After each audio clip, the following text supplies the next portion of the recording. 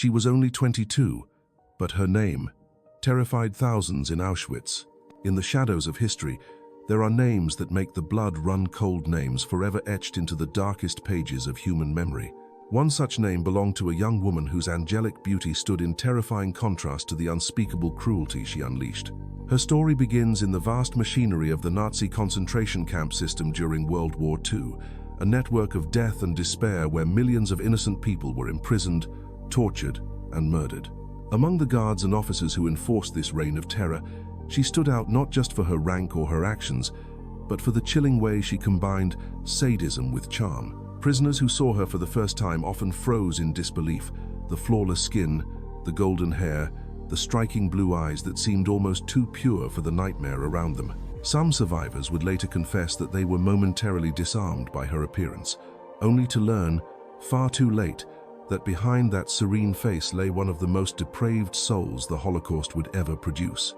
Her name was Irma Grese, nicknamed the Hyena of Auschwitz and the Beautiful Beast. She was barely in her 20s when she became one of the most notorious female war criminals in history, presiding over beatings, tortures, and selections for the gas chambers with a cold efficiency that still shocks historians today.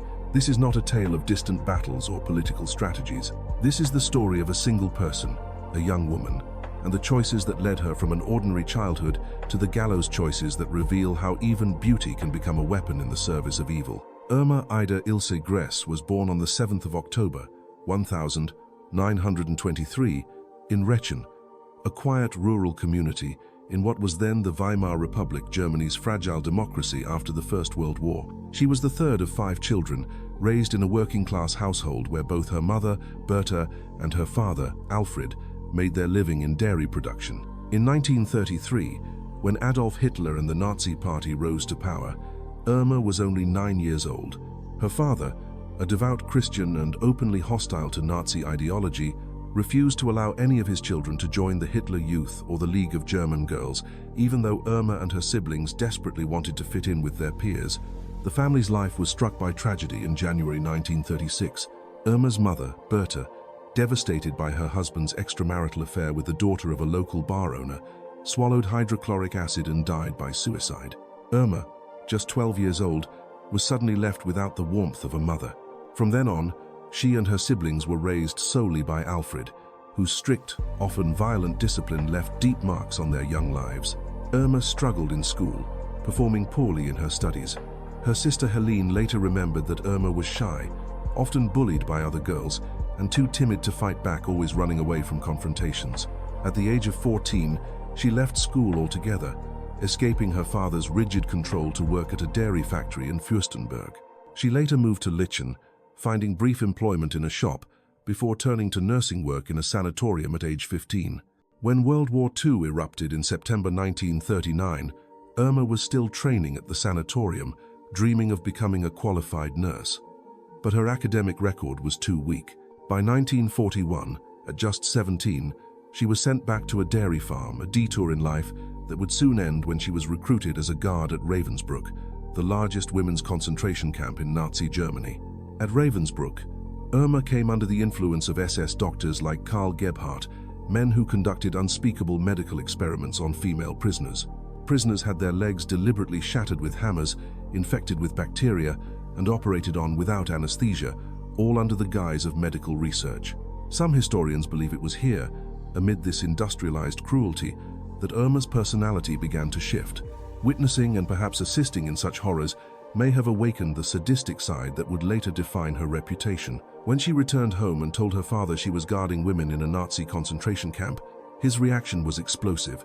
He beat her with a belt or whip and forbade her from returning home. But Irma had already chosen her path, and it was leading her deeper into the heart of the Nazi camp system. In March 1943, she arrived at Auschwitz-Birkenau, the largest killing center in the Nazi Empire, where hundreds of thousands of Jews were murdered in gas chambers. It was here that her beauty became both her weapon and her mask, and her cruelty reached legendary proportions. Arrival at Auschwitz-Birkenau. When Irma Grese stepped through the gates of Auschwitz-Birkenau in March 1943, she entered a world designed for mass death. Located in German-occupied Poland, Birkenau was the largest of the Auschwitz complex's more than 40 camps and subcamps, It functioned as both a forced labor camp and a center of extermination, where the daily rhythm was dictated by transports of prisoners, selections for the gas chambers, and the constant grind of slave labor. Some survivors would later admit that their first impression of Irma was almost surreal. Nina Kleska, a prisoner who met her early on, recalled how Irma approached her, touched her cheek and said, "They say you look like me. I wanted to see if it's true." Naively, Nina responded, "I don't think so. You're more beautiful than anyone I've ever seen." End. It was said sincerely. Irma's blonde hair, flawless complexion, and striking blue eyes seemed like a vision in a place built for human misery. But that beauty concealed something far darker. Dr. Gisela Perl, another Auschwitz survivor, would later say, "She had the most innocent eyes I have ever seen, and yet she was the most depraved, cruel, and perverted person I ever encountered." Greece's cruelty could be swift and brutal. Prisoners learned to scatter at the mere sight of her, knowing she could beat them to the ground, choke them with her boots, or with a flick of her whip send them to their deaths. Relationships and manipulations. Irma's private life inside Auschwitz was a twisted mixture of power games, sexual exploitation, and calculated violence. Survivor Olga Lengel wrote that Greece often selected the most beautiful women in the camp for the gas chambers, not because they were unfit for labor, but out of jealousy and spite. She had lovers among the SS, including Dr. Joseph Mengele, infamous for his deadly experiments on prisoners, as well as numerous others. She also exploited female prisoners for her own pleasure. Nina Kleska, just 16 at the time, was forced to act as Irma's lookout when she held sexual encounters in the barracks. "She never touched me," Nina later said, "but she made me stand guard while she was with other girls. She could do anything to anyone, at any time." Even her moments of apparent kindness were often cruel illusions. Carola Stern-Steinhardt, a young Jewish prisoner from Germany, once witnessed Irma crying when she saw her reunited with her sister. Grace promised the two could stay together. Days later, her sister was sent to another camp. The compassion had been nothing more than a false hope. Sadistic specialties. Grace's preferred weapon was a braided leather whip, coated in cellophane so it could be washed clean of blood. She carried it everywhere at roll calls, during work details, when supervising prisoners returning from labor. She punished women for the smallest infractions, arriving late to roll call, stealing scraps of food, or even looking at her the wrong way. She made them hold heavy stones above their heads until they collapsed, then kicked them mercilessly with her steel-tipped boots. Survivors remembered her walking with two large, half-starved dogs that she trained to attack prisoners. One testified to seeing the dogs rip apart women's bodies, while Greece watched with what they described as bloodshot eyes and a smile. Sometimes she staged escape attempts, ordering women to step outside the barbed wire so they could be shot on sight. Other times she used hunger as a weapon, denying food to pregnant women and, in some horrific cases, tying their legs together during labor so they would die in agony. By 1944, Grese had risen to the position of Oberaufseherin chief female guard in Birkenau's Camp C, overseeing 6 or 7 other guards and tens of thousands of prisoners crammed into unthinkably overcrowded conditions. Her power was absolute, and she wielded it without mercy. The Hungarian transports and peak of power. May 1944 marked one of the deadliest phases in Auschwitz's history, the extermination of Hungarian Jews. Over an 8-week period, between May 15 and the 9th of July, approximately 424,000 Hungarian Jews were deported to Auschwitz-Birkenau. Most were killed within hours of arrival. Irma Grese, at just 20 years old, was now the chief overseer of the women's camp, Camp C.O. She supervised between 6 and 7 female guards who rotated shifts, controlling an overcrowded nightmare. 28 prisoner blocks intended for 300 people each, now holding up to 1,000. Sanitary systems failed completely. Latrines overflowed. Disease spread unchecked. Grese herself would later describe the filth with casual disdain, as if the prisoners' suffering were merely a nuisance. During selections, she stood alongside Dr. Joseph Mengele, deciding who would live and who would die. Survivor Alice Kahana remembered the dread of seeing them together. When Grese and Mengele appeared, it was terror. It always meant death. Prisoners were paraded naked, examined like livestock, and sent either to work or to the gas chambers.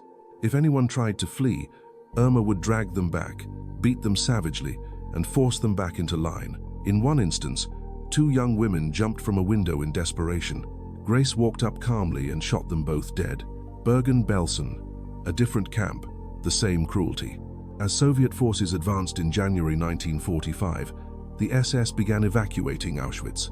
Grese left on the 18th of January, accompanying a forced death march to Ravensbrück, and from there to Bergen-Belsen in March.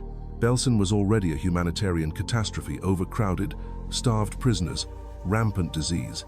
Yet even here, Grese continued her brutality. Survivors recalled her forcing prisoners to do exhausting calisthenics she called sports, beating women for the smallest offenses, and showing open contempt for the dying and the dead. The camp's food consisted of watery turnip soup and a tiny scrap of bread per day. Typhus swept through the barracks, killing hundreds daily. Yet Grese, well-fed and healthy, continued to wear tailored clothing stolen from murdered prisoners, favoring a sky blue jacket and dark tie that she had made to measure. She still spent hours in front of mirrors, telling others she planned to be a movie star after the war. 2 weeks before liberation, witnesses saw her beat a girl savagely with a riding whip.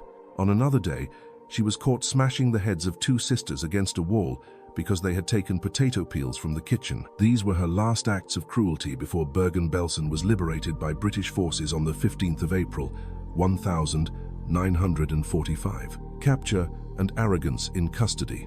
2 days after liberation, on the 17th of April, Grese was captured by the British. Former SS guards were forced to bury the thousands of unburied corpses in mass graves without gloves, without protective clothing, and on starvation rations. Some guards died of typhus during this grim work, including Franz Wolfgang Hertzinger, one of Grese's lovers. Even in custody, Grese showed no remorse. Interviewed by a British journalist and asked why she had committed such crimes, she replied coldly, "It was our duty to exterminate antisocial elements so that Germany's future could be secured." The trial, execution, and legacy. The Belsen trial began on the 17th of September, 1945, in the city of Lüneburg, Germany. Irma Grese was one of 45 defendants, SS guards, camp officials, and doctors accused of war crimes committed at Auschwitz and Bergen-Belsen. The courtroom was thick with tension.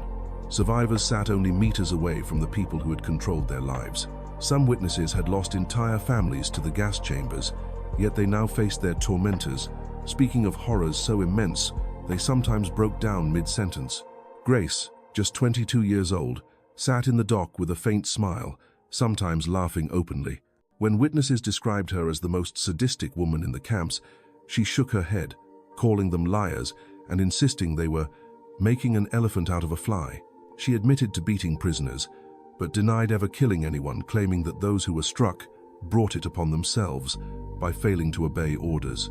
She cried only twice during the trial, once when her sister Helene spoke about their home life, and again when she saw her younger brother Alfred wounded in the war. The tears were never for her victims. Witnesses, however, were unshakable. They told of Grese's whip, her dogs, her selections for the gas chambers, her cruelty toward pregnant women, her staged escape killings. Survivor testimonies painted a portrait so brutal that even hardened court officials were stunned. On the 17th of November, 1945, the verdict was read: death by hanging. The youngest woman to be sentenced to death under British law in the 20th century. The final days. After the sentence, the once confident Grese changed. She wept constantly, her eyes red and sunken. She begged for clemency, but in early December, Field Marshal Bernard Montgomery rejected all appeals. Execution day came on the 13th of December, 1945, at Hamelin Prison. British hangman Albert Pierrepoint was in charge. The condemned were executed in pairs, in quick succession. When Irma's turn came, she walked briskly to the gallows, her face pale but expression controlled. Her only words to the executioner were a single German command: "Schnell!" Quick! At precisely 9:34 a.m., the trapdoor opened, and Irma Grese dropped to her death. She was just 22 years old, legacy of a beautiful beast. History remembers Irma Grese as both an anomaly and a chilling symbol. She was young, beautiful, and charismatic, yet she committed acts of cruelty, so extreme they became infamous even among the many horrors of the Nazi regime. To survivors, She was the embodiment of how power and ideology can twist an individual into something unrecognizable, proof that evil is not always cloaked in the faces we expect. To historians, she remains a warning that the capacity for atrocity is not confined to soldiers, generals, or political leaders. Sometimes it can reside in a seemingly ordinary young woman who chooses to become a monster. Special section, Lesser. Known facts about Irma Grese. While Irma Grese's reputation as the Hyena of Auschwitz is widely known, there are details of her life and personality that are rarely discussed, details that make her story even more unsettling. The obsession with her appearance. Even in the filth of the camps, Grese was meticulous about her looks. She looted the belongings of murdered prisoners, taking the finest fabrics and having her dresses tailored by Jewish seamstresses who were forced to work for her. Her favorite outfit was a sky blue jacket with a dark blue tie. She wore it like a uniform of dominance. Survivors remembered seeing her spend hours in front of a mirror, carefully arranging her hair as if she were preparing for a photo shoot instead of a day of brutality. Dreams of stardom. Grese often told prisoners and fellow guards that after the war, she planned to become a film actress. "You'll see my name on the screen," she once said. The idea that she could participate in the machinery of mass murder by day and imagine herself walking red carpets by night speaks volumes about her detachment from reality, or perhaps her complete lack of empathy. Her father's final act of rejection. When Irma first told her father that she was working as a guard at Ravensbrück, he was so disgusted that he beat her with a whip or belt and forbade her from returning home. It was one of the few recorded moments in her life when someone in her family tried to stop her path into cruelty, but by then, she had already embraced the power and authority the SS uniform gave her. Cold calculation in kindness. There were rare moments when Grese seemed to show compassion, like when she promised young Carola Stern-Steinhardt that her sister would be allowed to stay with her. But these moments almost always ended in betrayal. Survivors believe such kindness was just another form of control, a way to give false hope, then crush it for her own satisfaction. The Schnell mystery. Her last word, shouted to the hangman, "Schnell," has been debated by historians and psychologists alike.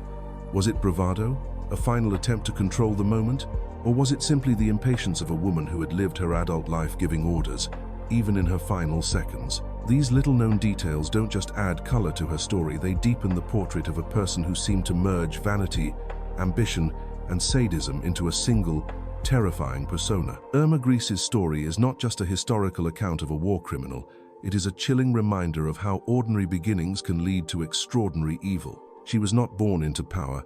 She was not a political leader or a high-ranking officer. She was a young woman from a small village with no special talents, no notable education, and no remarkable ambition, until the Nazi regime gave her a uniform, authority, and the freedom to wield cruelty without consequence. In the end, that combination, power without accountability, transformed her into one of the most feared figures in the concentration camps. Her beauty became a mask, her whip a symbol, and her name a byword for sadistic pleasure in human suffering. When she dropped through the gallows at Hamelin prison at the age of 22, her life was over, but the shadow she cast remained. Survivors carried her memory with them for decades, not because they wanted to, but because some wounds never truly heal. Her story forces us to confront an uncomfortable truth. The capacity for inhumanity is not always found in the faces of monsters. Sometimes it hides behind a smile, a polite voice, or a beautiful face. And that is perhaps the most terrifying lesson of all.